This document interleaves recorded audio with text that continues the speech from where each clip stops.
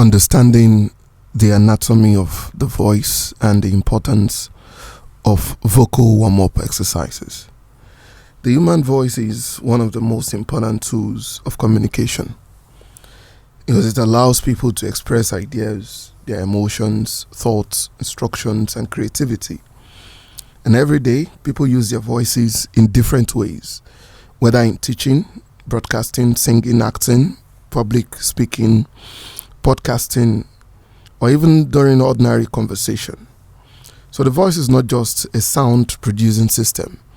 It is also a powerful instrument that reflects personality, that reflects our emotions and our identity.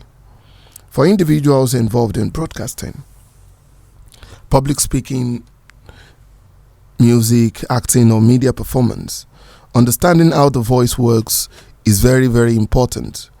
And just like athletes study the body and musicians understand their instruments, vocal users must understand the anatomy of the voice in order to use it effectively, improve vocal quality, and avoid vocal damage. So the voice is produced through a coordinated system involving breathing, vibrations, resonance, and articulation. And several organs and structures work together to produce speech and sound. So this entire system is known as the vocal mechanisms or vocal tract. So the anatomy of the voice. The anatomy of the voice refers to the organs and structures that are responsible for producing and shaping sound. And voice production begins with breathing and ends with the shaping of speech sounds into understandable language. So the vocal system can be divided into four major parts. Number one is the respiratory system. 2 is the phonatory system. 3, the resonating system. And 4, the articulatory system. And each of these systems performs a specific function in voice production. Now let us take it one step at a time, starting from the respiratory system.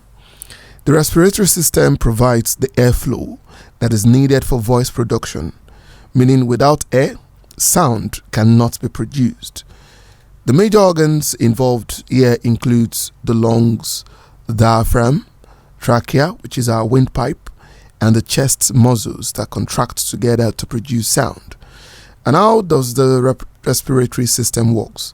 When a person inhales, air enters through the nose or mouth and fills the lungs.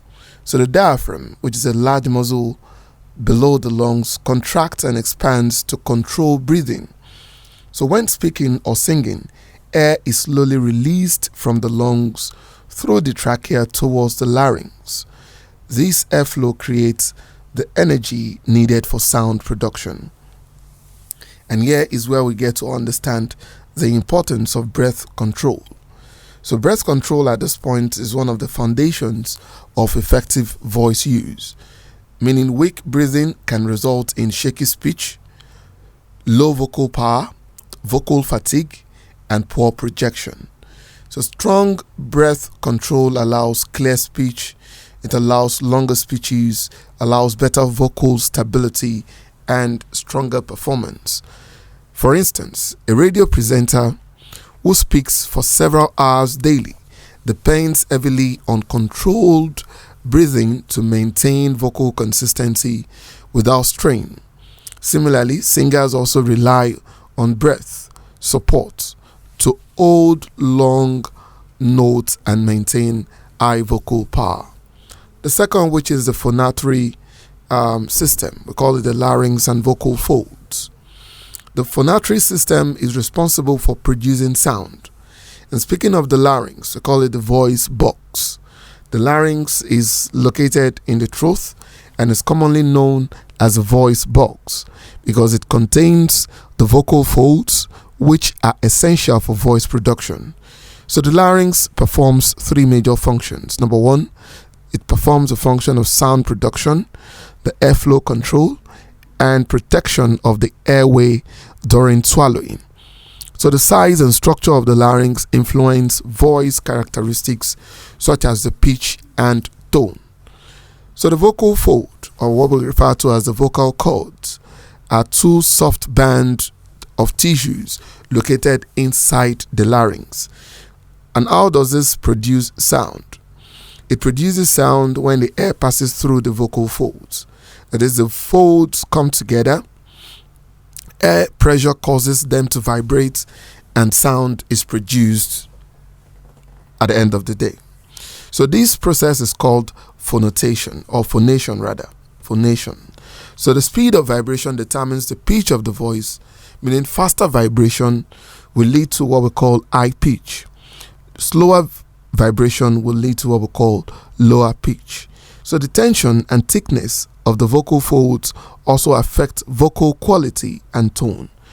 For example, a child's voice is usually high-pitched because the vocal folds are shorter and thinner, while that of adult male voices are generally deeper because their vocal folds are thicker and longer. So we look at it from the angle of the pitch, tone, and timbre.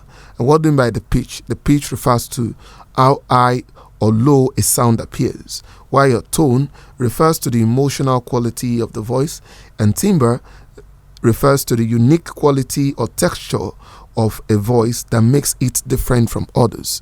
Number 3, which is the resonating system. We've taken the phonatory system, we've taken the respiratory system, and now we are on the resonating system. And what do we mean by the resonating system?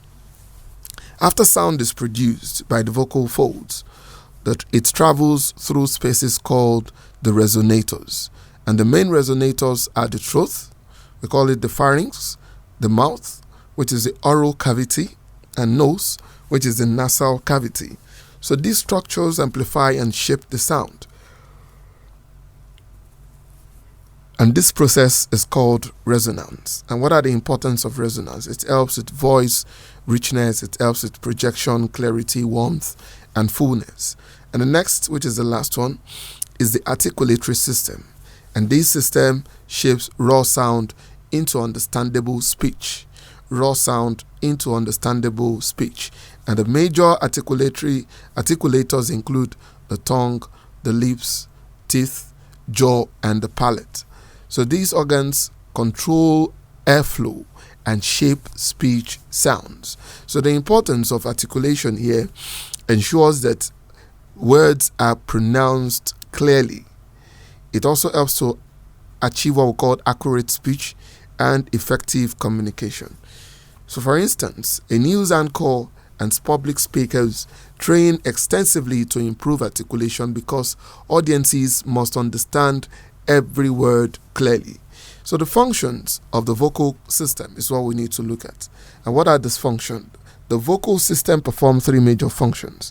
The phonotation, which has to do with speaking, singing, laughing, because it refers to sound production through vocal fold vibration. The second is resonance, which amplifies and enriches sound. And the third is articulation, which transforms sound into speech and language.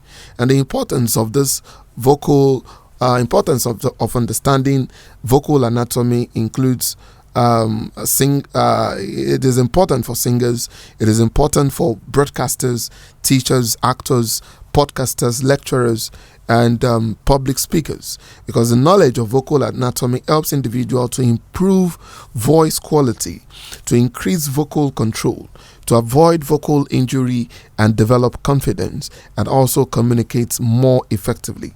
So vocal health and vocal care is very important, because with it you can because it allows you to understand that improper voice use can damage the vocal folds, because common use of vocal strain include shouting extensively, poor breathing, dehydration, and so on.